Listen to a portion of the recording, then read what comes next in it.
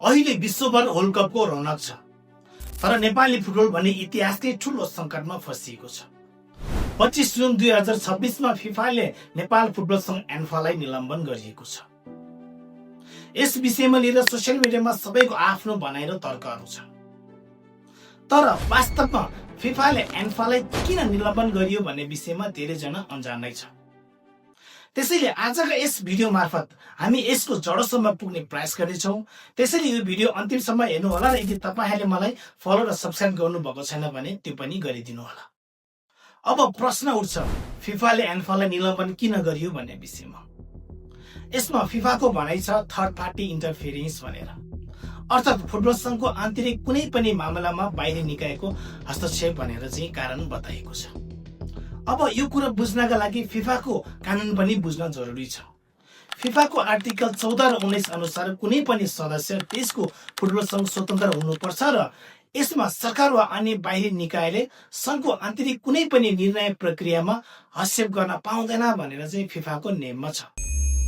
अब मेन विषय सुरु गर्नुभन्दा अघि केही कुरा क्लियर गराउन चाहन्छु। यहाँ राखेब भनेको छ, राखेब भनेको राष्ट्रिय खेलकुद परिषद अथवा नेपाल सरकार, अनि त्यसमा एन्फा भनेको छ नेपाल फुटबल संघ, अनि फिफा भनेको छ विश्व फुटबल महासंघ भनेर चाहिँ फिफालाई भनिन्छ। अनि अहिले जुन यहाँ बाहिरी निकाय थर्ड पार्टी भनेर भनेको छ त्यो पनि अथवा नेपाल सरकारलाई नै भनिएको। यो विषयमा चाहिँ क्लियर हुन अति जरुरी छ। अब जाउँ मेन टपिकमा। अब आउँछ एन्फा र राखेब बीचको विवाद। यो विवाद भने अहिलेदेखिको होइन, लामो समयदेखि नै चल्दै आएको थियो। यो विवादको सुरुवात भने एन्फाको कार्य समितिको निर्वाचनबाट सुरु भएको थियो। एन्फाको नियमित कार्यकाल जुन 2026मा सकिँदै थियो र निर्वाचन पनि त्यही समयमा हुनुपर्ने थियो।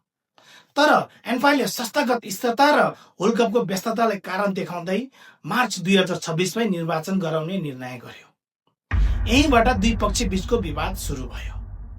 राखेबको तर्क थियो एन्फा नेपालमा दर्ता भएको संस्था भएकोले नेपालको राष्ट्रिय खेलकुद विकास ऐन 2077 अनुसार सञ्चालन हुनुपर्छ, अर्थात् नेपालको कानुन पालना गर्नुपर्छ भन्ने राखेबको भनाइ थियो। यही विषयलाई लिएर राखेबले कानुन प्रक्रिया पूरा नगरी निर्वाचन गराउन लागेको भन्दै आपत्ति जनायो र चुनाव रोक्न निर्देशन दियो।